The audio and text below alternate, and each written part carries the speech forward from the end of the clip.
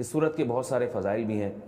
رسول اللہ صلی اللہ علیہ وسلم نے ارشاد فرمایا کہ قل هو اللہ احد ثلث القرآن، آپ صلی اللہ علیہ وسلم نے فرمایا کہ یہ صورت 1/3 قرآن ہے۔ حضرت قتادہ ابن نعمان رضی اللہ تعالیٰ عنہ سے روایت ہے کہ ایک شخص رات کو قل هو اللہ احد کی بہت کثرت سے تلاوت کرتے تھے جادو سے بچنے کے لیے۔ تو رسول اللہ صلی اللہ علیہ وسلم کو بتایا گیا ان کے بارے میں، جس نے بتایا وہ سورہ یعنی قل هو اللہ احد کی اہمیت کو کم سمجھ رہے تھے، وہ سمجھ رہے تھے کہ یہ صرف سورہ اخلاص پڑھتے ہیں اور کوئی صورت نہیں پڑھتے۔ تو جب نبی صلی اللہ علیہ وسلم کو بتایا گیا تو آپ صلی اللہ علیہ وسلم نے فرمایا انہا لتعدل ثلث القرآن، یہ 1/3 قرآن کے برابر ہے، یعنی یہ صورت معمولی نہیں ہے، ہلکی نہیں ہے۔ یہ صحیح بخاری میں یہ روایت مذکور ہے۔ اور حضرت ابو سعید خدری رضی اللہ تعالیٰ عنہ سے ایک روایت ہے، وہ اس میں ہے کہ ایک شخص رات کو صرف سورہ اخلاص کی تلاوت کیا کرتے تھے نماز میں، تو ان کی شکایت لگائی گئی نبی صلی اللہ علیہ وسلم سے۔ شکایت لگانے والے نے یعنی شکایت لگانے والے کا مقصد شکایت نہیں تھا، ایک علمی بات پر مطلع ہونا مقصد تھا۔ تو انہوں نے نبی صلی اللہ علیہ وسلم کو بتایا کہ یہ صرف سورہ اخلاص پڑھتے ہیں، یعنی وہ بھی سمجھ رہے تھے کہ یہ تو ایک چھوٹی سی صورت ہے اور بھی قرآن پڑھنا چاہیے۔ تو آپ صلی اللہ علیہ وسلم نے اس موقع پر بھی فرمایا کہ انہا لتعدل ثلث القرآن، فرمایا کہ یہ صورت 1/3 قرآن کے برابر ہے، یعنی یہ صورت معمولی صورت نہیں ہے۔ حضرت عائشہ رضی اللہ تعالی عنہ سے روایت ہے کہ آپ صلی اللہ علیہ وسلم جب بستر کی طرف جاتے تو آپ صلی اللہ علیہ وسلم قل هو اللہ احد، قل اعوذ برب الفلق، قل اعوذ برب الناس، یہ تینوں صورتیں پڑھ کے اپنے ہاتھ پہ پھونک مارتے اور اپنا ہاتھ پورے جسم پہ پھیر لیتے۔ یہ اہتمام آپ صلی اللہ علیہ وسلم نے اس وقت فرمایا جب آپ صلی اللہ علیہ وسلم پر جادو ہوا، اس کے بعد آپ صلی اللہ علیہ وسلم کا ہمیشہ یہ معمول رہا ہے۔ یہ بھی صحیح بخاری کی روایت ہے۔ صحیح بخاری کی ایک اور روایت میں ہے کہ حضرت عائشہ رضی اللہ تعالیٰ عنہ فرماتی ہیں کہ ایک مرتبہ رسول اللہ صلی اللہ علیہ وسلم نے جہاد کے لیے ایک لشکر بھیجا، تو اس میں جو امام تھے وہ سورہ اخلاص کی بہت زیادہ تلاوت کیا کرتے تھے نماز میں۔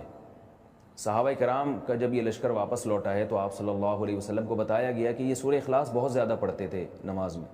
تو آپ صلی اللہ علیہ وسلم نے ان سے پوچھا کہ تم یہ کام کیوں کرتے تھے، سورہ اخلاص تم اتنی زیادہ کیوں پڑھتے تھے؟ تو ان صحابی نے فرمایا کہ اس میں رحمان کے اوصاف بیان کیے ہیں، اللہ کی حمد و ثنا ہے، اور اس وجہ سے مجھے اس سورت سے محبت ہے، یعنی محبت ہے جس کی وجہ سے میرا دل چاہتا ہے میں اس کی بار بار تلاوت کروں۔ تو آپ صلی اللہ علیہ وسلم نے فرمایا کہ صحابہ سے فرمایا کہ ان کو خبر دے دو کہ اللہ بھی تم سے محبت کرتے ہیں۔ یہ بھی ایک صورت کی ایک بہت بڑی فضیلت ثابت ہوتی ہے۔ اور عبد الرحمن ابن ابزہ رضی اللہ تعالیٰ عنہ سے روایت ہے کہ رسول اللہ صلی اللہ علیہ وسلم وتر کی نماز میں پہلی رکعت میں سبح اسم ربک الاعلی، دوسری میں قل یا ایھا الکافرون، اور تیسری رکعت میں سورہ اخلاص کی تلاوت کیا کرتے تھے۔ تو وتر میں تیسری رکعت میں سورہ اخلاص کا پڑھنا ایک فضیلت کی چیز ہے۔ حضرت عقبہ ابن عامر رضی اللہ تعالیٰ عنہ سے روایت ہے کہ میں ایک مرتبہ رسول اللہ صلی اللہ علیہ وسلم سے ملا تو آپ صلی اللہ علیہ وسلم نے فرمایا کہ کیا میں تمہیں ایسی صورت کی خبر نہ دوں کہ نہ وہ صورت اللہ نے تورات میں نازل کی، نہ ایسی صورت اللہ نے انجیل میں، اور نہ ہی ایسی صورت اللہ نے کسی اور مقام پہ قرآن مجید میں نازل کی؟ میں نے عرض کیا ضرور یا رسول اللہ۔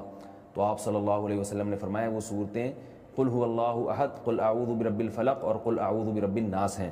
اور آپ صلی اللہ علیہ وسلم نے اسے فرمایا کہ کوئی بھی رات ایسی نہیں ہونی چاہیے جو ان صورتوں کی تلاوت کے بغیر گزر جائے، یعنی ہر رات میں یہ تینوں صورتوں کی تلاوت لازمی کیا کرو۔ تو عقبہ ابن عامر رضی اللہ تعالیٰ عنہ فرماتے ہیں پھر پوری زندگی مجھ سے کبھی بھی ان تینوں صورتوں کی تلاوت رات میں نہیں چھوٹی اور کبھی بھی ناغہ نہیں ہوا۔ اور حضرت ابو ہریرہ رضی اللہ تعالیٰ عنہ سے ایک اور روایت ہے کہ رسول اللہ صلی اللہ علیہ وسلم نے کسی شخص کو قل هو اللہ احد کی تلاوت کرتے ہوئے دیکھا تو آپ صلی اللہ علیہ وسلم نے فرمایا کہ واجب ہو گئی۔ صحابہ نے پوچھا یا رسول اللہ کیا چیز واجب ہو گئی؟ آپ نے فرمایا کہ اس کی تلاوت کرنے والے کے لیے جنت واجب ہو گئی۔ یہ تو اس صورت کے کچھ فضائل تھے جو میں نے آپ کے سامنے بیان کیے۔ اس صورت میں ہمیں اسباق کیا ملتے ہیں؟ پہلی تو سبق ہمیں توحید کا ملتا ہے کہ اسلام توحید کے بغیر کامل نہیں ہے، بلکہ اسلام مقبول ہی نہیں ہے۔ آج بہت سارے لوگ اللہ تعالیٰ کو معبود تو کہتے ہیں مگر اللہ کے سوا مشکل کشا، حاضر ناظر اور مختار کل ایسے ایسے الفاظ ایجاد کیے ہوئے ہیں جو غیر اللہ پر بھی اس کا اطلاق کرتے ہیں۔ بعض لوگ قبر پرستی کا شکار ہیں، بعض لوگ رسول اللہ صلی اللہ علیہ وسلم کو عالم الغیب کہتے ہیں، حاضر ناظر کہتے ہیں، جبکہ ہمیں اس صورت میں کیا سبق مل رہا ہے کہ اللہ یکتا ہے، اس جیسا کوئی بھی نہیں ہے۔ تو اللہ اگر مشکل کشا ہے، حاجت روا ہے تو پھر اگر ہم مخلوق کو بھی مشکل کشا اور حاجت روا کہہ دیں تو اس کا مطلب یہ ہوا کہ مخلوق بھی اللہ جیسی ہے، اس لیے کہ جو معبود ہے اس کی دو بنیادی صفات ہیں، علم اور قدرت۔ معبود میں دو چیزوں کا ہونا ضروری ہے، یعنی آپ جس کی عبادت کرتے ہیں اس میں دو صفات کا اعلیٰ وجہ الکمال ہونا ضروری ہے۔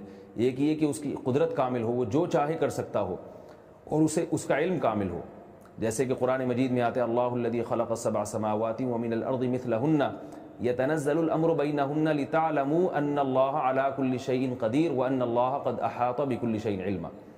یعنی اس آیت کا حاصل کیا ہے کہ اللہ نے اس پوری کائنات کو اس لیے بنایا تاکہ اللہ کے بارے میں دو چیزوں کا لوگوں کو یقین آ جائے۔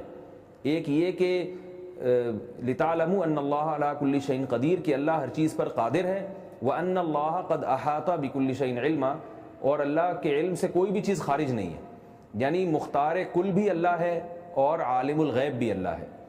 تو اگر آپ اللہ کے علاوہ کسی اور کو بھی ان صفات میں اللہ کے ساتھ شریک کر دیں، چاہے وہ ذاتی کہہ کے کریں یا عطائی کہہ کے کریں، کسی بھی طرح سے کر دیں، یعنی بعض لوگ یہ کہتے ہیں کہ اللہ مشکل کشا ہے، لیکن اللہ نے اپنی مخلوق میں سے بعض پیغمبروں کو مشکل کشا بنا دیا ہے، اور اللہ عالم الغیب ہے لیکن اللہ نے اپنی مخلوق میں سے بعض پیغمبروں کو عالم الغیب بنا دیا ہے۔ تو یہ غلط ہے، اسی کی قرآن جگہ جگہ نفی کر رہا ہے کہ علم غیب میں اور قدرت میں اللہ جیسا کوئی بھی نہیں ہے۔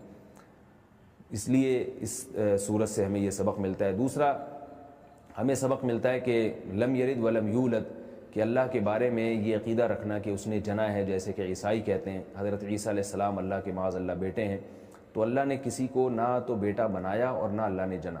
بعض عیسائی کہتے ہیں کہ اللہ نے حضرت عیسیٰ کو جنا ہے معاذ اللہ، لیکن عیسائیوں میں جو جمہور ہے وہ یہ کہتے ہیں کہ اللہ نے جنا تو نہیں ہے لیکن اللہ نے ان کو اپنا بیٹا بنا لیا، یعنی بیٹے جیسے ہیں۔ تو یہ بات بھی غلط ہے۔ لم یتخذ صاحبۃ ولا ولدا، قرآن کہہ رہا ہے اللہ نے کسی کو نہ تو جنا ہے اور نہ اللہ نے کسی کو بیوی یا بیٹا بنایا ہے، بنایا بھی نہیں ہے اللہ نے۔ اللہ کے یعنی کسی کو محبت میں بیٹا کہہ دینا یہ ایک الگ چیز ہے، لیکن باقاعدہ اس کو بیٹا بنا لینا یہ ایک الگ چیز ہے، کیونکہ ہم جب کسی کو بیٹا بناتے ہیں تو اس لیے کہ ہمیں اس کی ضرورت ہوتی ہے، ہمیں اس سے کام لینا ہے، ہمیں اپنے والی وارث چاہیے۔ اللہ کا کوئی وارث نہیں ہے، اللہ کا کوئی والی نہیں ہے، اللہ بے نیاز ہے۔ یہ اس صورت کا بنیادی اسباق تھے۔ اللہ تعالی ہمیں اس صورت کے تقاضوں کو سمجھنے کی اور اس پر پوری طرح عمل کرنے کی توفیق عطا